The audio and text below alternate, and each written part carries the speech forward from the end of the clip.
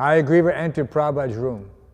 "It's your old Hayagriva, Prabhupada," he said, and he fell to the floor, sobbing.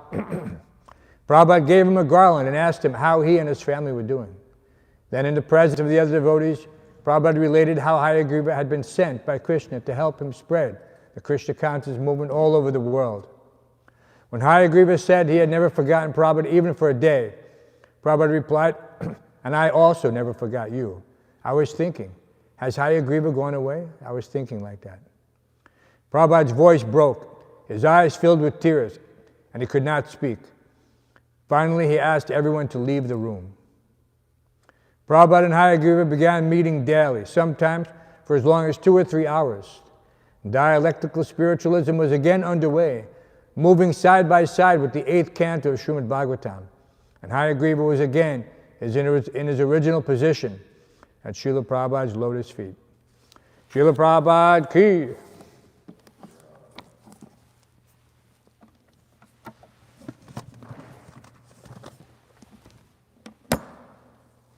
Om Namo Bhagavate Vasudevaya. Is that okay? Om Namo Bhagavate Vasudevaya. Om Namo Bhagavate Vasudevaya. Reading from the Śrīmad-Bhāgavatam, 2nd canto, 9th chapter, text 36, chapter titled Answers by Citing the Lord's Version. The conclusion of the nutshell verses of the Śrīmad-Bhāgavatam. Etavadeva jigyasyam tatpijigyasunatmanaha anvayavatirekabhyam yatyat sarvatra sarvada etavad eva jigyasyam tatpajigyasunatmanaha anvayavatirekabhyam yatyat sarvatra sarvada. Please chant. Etavad eva jigyasyam etavad jigyasam tattva jigyasunatmanaha anvayavatirekabhyam yatyat sarvatra sarvada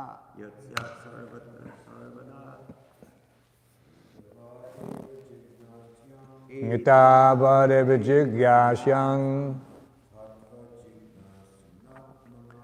tatpajigyasunatmanaha anvayavatirekabhyam yatyat sarvatra sarvada etavad eva jigyasyam tatpajigyasunatmanaha anvayavatirekabhyam yatyat sarvatra sarvada etavad eva jigyasyam tatpajigyasunatmanaha anvayavatirekabhyam yatyat sarvatra sarvada etavad eva jigyasyam tatpajigyasunatmanaha anvayavatirekabhyam yatyat sarvatra sarvada etavat. Up to this, eva, certainly, jigyasyam, is to be inquired. Tattva, the absolute truth. Jigyasuna, by the student. Atmanaha, of the self, anvaya, directly, bhaktirekabhyang, indirectly, yat, whatever, shat, it may be, sarvatra, in all space and time, sarvada, in all circumstances. Translation and purport by His Divine Grace A.C. Bhaktivedanta Swami Srila Prabhupada. A person who is searching after the Supreme Absolute Truth, the personality of Godhead, must certainly search for it up to this in all circumstances, in all space and time, and both directly and indirectly. Purport. To unfold the mystery of Bhakti Yoga, as it is explained in the previous verse, is the ultimate stage of all inquiries, or the highest objective for the inquisitive. Everyone is searching after self-realization in different ways, by Karma Yoga, by Jnana Yoga, by Dhyana Yoga, by Raja Yoga, by Bhakti Yoga, etc. To engage in self-realization is the responsibility of every living entity developed in consciousness. One who is developed in consciousness certainly makes inquiries into the mystery of the self, of the cosmic situation, and of the problems of life in all spheres and fields, social, political, economic, cultural, religious, moral, etc., and in their different branches. But here the goal of all such inquiries is explained. The Vedanta Sutra philosophy begins with this inquiry about life, and the Bhagavatam answers such inquiries up to this point, or the mystery of all inquiries. Lord Brahma wanted to be perfectly educated by the personality of Godhead, and here is the answer by the Lord, finished in 4 nutshell verses. From Aham Eva to this verse, Etavad Eva. This is the end of all self-realization processes. Men do not know that the ultimate goal of life is Vishnu, or the Supreme Personality of Godhead, due to being bewildered by the glaring reflection in the darkness. And as such, everyone is entering into the darkest region of material existence, driven by the uncontrolled senses. The whole material existence has sprung up because of sense gratification.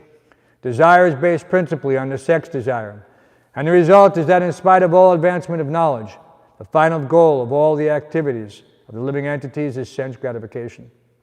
But here is the real goal of life, and everyone should know it by inquiries put before a bona fide spiritual master, expert in the science of Bhakti Yoga, or from a living personality of Bhagavatam life. Everyone is engaged in various kinds of scriptural inquiries, but the Śrīmad-Bhāgavatam gives answers to all the various students of self-realization. This ultimate objective of life is not to be searched out without great labor or perseverance. One who is imbued with such sincere inquiries must ask the bona fide spiritual master in intercyclic succession from Brahmaji, and that is the direction given here. Because the mystery was disclosed before Brahmaji by the Supreme Personality of Godhead, the mystery of all such inquiries regarding self-realization must put before such a spiritual master who is directly the representative of the Lord, acknowledged in that disciplic succession. Such a bona fide spiritual master is able to clear up the whole thing by evidence from the revealed scriptures, both direct and indirect. Although everyone is free to consult the revealed scriptures in this connection, one still requires the guidance of a bona fide spiritual master, and that is the direction in this verse. The bona fide spiritual master is the most confidential representative of the Lord, and one must receive direction from the spiritual master in the same spirit that Brahmaji received it from the personality of Godhead, Lord Krishna. The bona fide spiritual master in that bona fide chain of disciplic succession never claims to be the Lord himself, although such a spiritual master is greater than the Lord in the sense that he can deliver the Lord by his personally realized experience. The Lord is not to be found simply by education or by a good, fertile brain, but surely he can be found by the sincere student through the transparent medium of the bona fide spiritual master. The revealed scriptures give directions directly to this end, but because the bewildered living entities are blinded by the glaring reflection in the darkness, they are unable to find the truth of the revealed scriptures. For example, in the Bhagavad Gita, the whole direction is targeted toward the personality of Godhead, Lord Shri Krishna. But for want of a bona fide spiritual master in the line of Brahmaji, or the direct hero Arjuna, there are different distortions of the revealed knowledge by many unauthorized persons who just want to satisfy their own whims. Undoubtedly, the Bhagavad Gita is accepted as one of the most brilliant stars in the horizon of the spiritual sky. Yet the interpretations of this great book of knowledge have so grossly been distorted that every student of the Bhagavad Gita is still in the same darkness of glaring material reflections. Such students are hardly enlightened by the Bhagavad Gita. In the Gita, practically the same instruction is imparted as in the 4 prime verses of the Bhagavatam. But due to wrong and fashionable interpretations by unauthorized persons, one cannot reach the ultimate conclusion. In the Bhagavad Gita 1861, it is clearly said, Ishvara sarva bhutanam hridesya arjuna tishtati brahmayan sarva bhutani yantra rudhani mayaya. The Lord is situated in the hearts of all living beings as Paramatma, and He is controlling all of them in the material world under the agency of His external energy. Therefore, it is clearly mentioned that the Lord is the supreme controller, and that the living entities are controlled by the Lord. In the same Bhagavad Gita 1865, the Lord directs as follows, Manmana bhava mad bhakto madhyaji mam namaskuru mam evaishasi satyam te pratyajani priyosi me. It is clear from this verse of the Bhagavad Gita that the direction of the Lord is that one should be God-minded, a devotee of the Lord, a worshipper of the Lord, and must offer all obeisances unto Lord Krishna. By so doing, the devotee will undoubtedly go back to Godhead, back to home. Indirectly, it is said that the whole Vedic social construction of human society is so made that everyone acts as a part and parcel of the complete body of the Lord. The intelligent class of men, or the Brahmanas, are situated on the face of the Lord. The administrative class of men, the Kshatriyas, are situated on the arms of the Lord. The productive class of men, the Vaishyas, are situated on the belt of the Lord. And the laborer class of men, the Shudras, are situated on the legs of the Lord. Therefore, the complete social construction is the body of the Lord, and all the parts of the body, namely the Brahmanas, the Kshatriyas, the Vaishyas, and the Shudras, are meant to serve the Lord's whole body conjointly. Otherwise, the parts become unfit to be coordinated with the supreme consciousness of oneness. Universal consciousness is factually achieved by coordinated service of all concerned to the Supreme Personality of Godhead, and that alone can ensure total perfection. Therefore, even the great scientists, the great philosophers, the great mental speculators, the great politicians, the great industrialists, the great social reformers, etc., cannot give any relief to the restless society of the material world because they do not know the secret of success, as mentioned in this verse of the Bhagavatam, namely that one must know the mystery of Bhakti Yoga. In the Bhagavad Gita 7.15 also it is said, Namam duskritano mudha prabhadyante naradamaha mayaya parittagyana asuram bhavamashrataha. Because the so-called leaders of human society are ignorant of this great knowledge of Bhakti Yoga and are always engaged in ignoble acts of sense gratification, bewildered by the external energy of the Lord, they are stubborn rebels against the supremacy of the Supreme Personality of Godhead, and they never agree to surrender unto Him, because they are fools, miscreants, and the lowest type of human beings. Such faithless non-believers may be highly educated in the material sense of the term, but factually they are the greatest fools of the world, because by the influence of the external material nature, all their so-called acquisition of knowledge has been made null and void. Therefore, all advancement of knowledge in the present context of things is being misused by cats and dogs fighting with one another for sense gratification. And all acquisition of knowledge in science, philosophy, fine arts, nationalism, economic development, religion, and great activities are being spoiled by being used as dresses for dead men. There is no utility in the dresses used for covering a coffin of a dead body, save getting false applause from the ignorant public. The Śrīmad-Bhāgavatam therefore says again and again that without attainment of the status of Bhakti Yoga, all the activities of human society are to be considered absolute failures only. It is said, Parabhavastava dabodha jato yavana jigyasata atmatadvam yavat kriyastavad idam manovai kamat maksham yena sharira bandha. As long as one is blind through inquiring after self-realization, all material activities, however great they may be, are all different kinds of defeat, because the aim of human life is not fulfilled by such unwanted and profitless activities.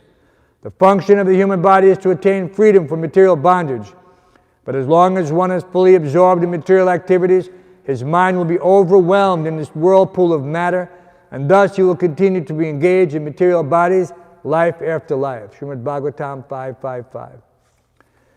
Evam manak karma vasam pradyunkte avidyayatma nyupadiyamane pratirna yavan mayi vasudeve namuchite de yogena tavat. If one's mind that generates different kinds of bodies for suffering, different kinds of material pangs, it is one's mind that generates different kinds of bodies for suffering different kinds of material pangs. Therefore, as long as the mind is absorbed in fruitive activities, the mind is understood to be absorbed in nescience, and thus one is sure to be subjected to material bondage in different bodies again and again, until one develops a transcendental love for Godhead, Vasudeva, the Supreme Person. To become absorbed in the transcendental name, quality, form, and activities of the Supreme Person, Vasudeva, means to change the temper of the mind from matter to absolute knowledge, which leads one to the path of absolute realization, and thus frees one from the bondage of material contact and engagements in different material bodies. Srila Jiva Goswami Prabhupada therefore comments on the words Sarvatra Sarvada in the sense that the principles of Bhakti Yoga, or devotional service to the Lord, are apt in all circumstances. That is, Bhakti Yoga is recommended in all the revealed scriptures. It is performed by all authorities. It is important in all places, and it is useful in all causes and effects, etc. As far as all the revealed scriptures are concerned, he quotes from the Skanda Purana on the topics of Brahma and Narada as follows. Sangsare smin mahaghorde janma mrityu samakule pujanang vasudevasya tarakang vadibi smitam. In the material world, which is full of darkness and dangers, combined with birth and death and full of different anxieties, the only way to get out of the great entanglement is to accept loving transcendental service to Lord Vasudeva. This is accepted by all classes of philosophers. Srila Jiva Goswami also quotes another common passage, which is found in 3 Puranas, namely the Padma Purana, Skanda Purana, and Linga Purana. It runs as follows. Aloja sarva shastrani vichaya chak punak puna idam ekam sunishpanang dhyeyo narayana sada. By scrutinizing and reviewing all the revealed scriptures and judging them again and again, it is now concluded that Lord Narayan is the supreme absolute truth, and thus he alone should be worshipped. The same truth is also indirectly described in the Garuda Purana as follows. Param gato pivedanang sarvashastrat vejapi yona sarveshvare bhaktas tam vidyat purusadamam. Even though one may have gone to the other side of all the Vedas, and even though one is well versed in all the revealed scriptures, if one is not a devotee of the Supreme Lord, he must be considered the lowest of mankind. Similarly, it is also stated in the Śrīmad-Bhāgavatam 5.18.12 indirectly as follows. Yashasti bhaktir bhagavati kinchana saver gunas tatra samasate saraha harava bhaktasya kato mahad guna manoratena asati daivato bihi. One who has unflinching devotion unto the Supreme Personality of Godhead must have all the good qualities of the demigods, and contrarily, one who is not a devotee of the Lord must be hovering in the darkness of mental speculation, and thus must be engaged in material impermanence. Śrīmad-Bhāgavatam 11:18 says, Shabda Brahmani Nishnato Na Nishnayat Pare Yadi Shramastasya Shrama Palo Yadainum Eva Raksitaha. One may be well versed in all the transcendental literatures of the Vedas, but if he fails to be acquainted with the Supreme, then it must be concluded that all of his education is like the burden of a beast, or like one's keeping a cow without milking capacity. Similarly, the liberty of discharging loving transcendental service to the Lord is invested in everyone, even the women, the Shudras, the forest tribes, or any other living beings born in sinful conditions. Devai vidantyai taranticha devamayam Sri Shudra huna sabara apipapa jiva Yajad bhuta krama parayana shilak shikas Tiryag jana api kimur sutta dharanaye. Bhagavatam 2:746. The lowest of human beings can be elevated to the highest stage of devotional life if they are trained by the bona fide spiritual master, well versed in the transcendental loving service of the Lord. If the lowest can be so elevated, then what to speak of the highest, who are well versed in the Vedic knowledge? The conclusion is that devotional service to the Lord is open for all, regardless of who they are. That is the confirmation of its application for all kinds of performers of this service. Therefore, the devotional service of the Lord with perfect knowledge, through the training of a bona fide spiritual master, is advised for everyone, even if one happens not to be a human being. This is confirmed in the Garuda Purana as follows: Kita pakshim raganam cha harosa nyasta chetasam Uradvam eva gatim manye kim puna jnaninam nrinam. Even the worms, birds, and beasts are assured of elevation to the highest perfection of life if they are completely surrendered to the transcendental loving service of the Lord. So what to speak of the philosophers amongst the human beings? Therefore, there is no need to seek properly qualified candidates for discharging service to the Lord. Let them be either well-behaved or ill-trained. Let them be either learned or fools. Let them be either grossly attached or in the renounced order of life. Let them be liberated souls or desirous of salvation. Let them be inexpert in the discharge of devotional service or expert in the same. All of them can be elevated to the supreme position by discharging devotional service under the proper guidance. This is confirmed in the Bhagavad Gita 9:30-32 as follows: Apichet sudaracharo bhajate mam ananya bhak sadhu eva samantavyak samyak vasvastito visa mami parta viparsatya yepi shu papayonaya striyo vaishestata sudra te piyanti param gatim.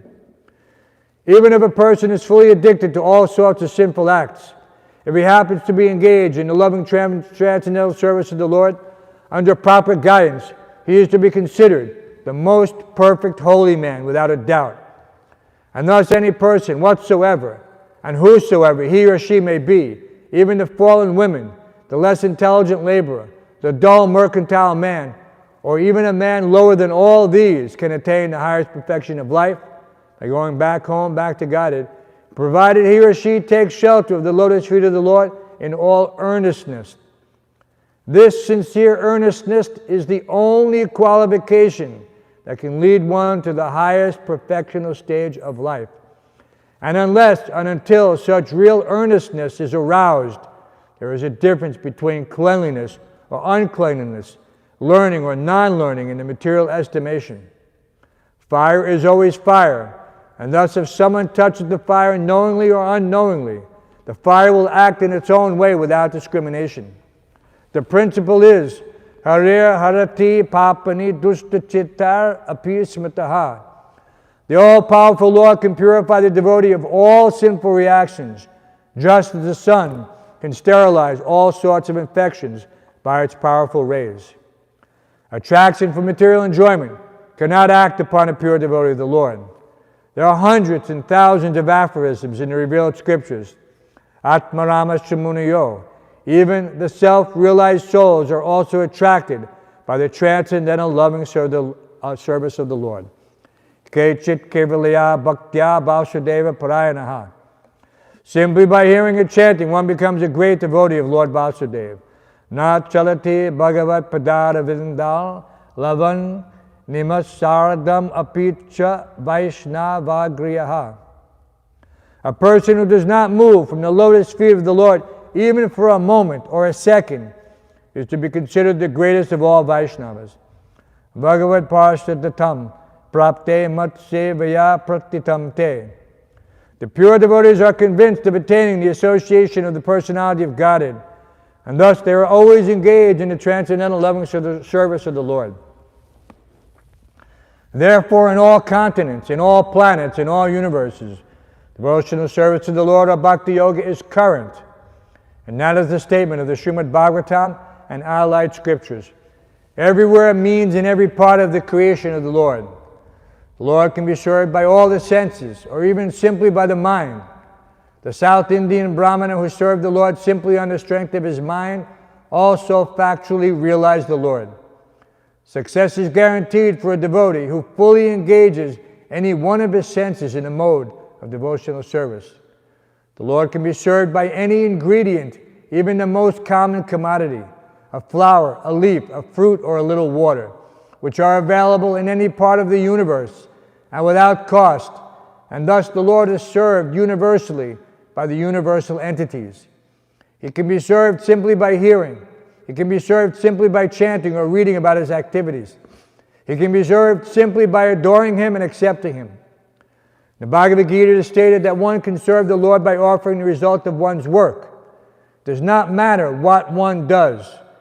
Generally, men may say that whatever they are doing is inspired by God, but that is not all.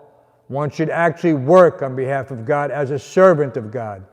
The Lord says in the Bhagavad Gita 9:27, Yat karoshi yarasnasi yat jahoshi dāsa yat tapasyasi konteya tat kurusva mararpanam. Do whatever you like or whatever may be easier for you to do. Eat whatever you may eat. Sacrifice whatever you can sacrifice. Give whatever you may give in charity, and do whatever you may undertake in penance. But everything must be done for Him only. If you do business, or if you accept some employment, do so on behalf of the Lord. Whatever you may eat, you may offer the same to the Lord and be assured that He will return the food after eating it Himself. He is the complete whole, and therefore whatever He may eat as offered by the devotee is accepted because of the devotee's love. But again, it is returned as prasad for the devotee so that he can be happy by eating.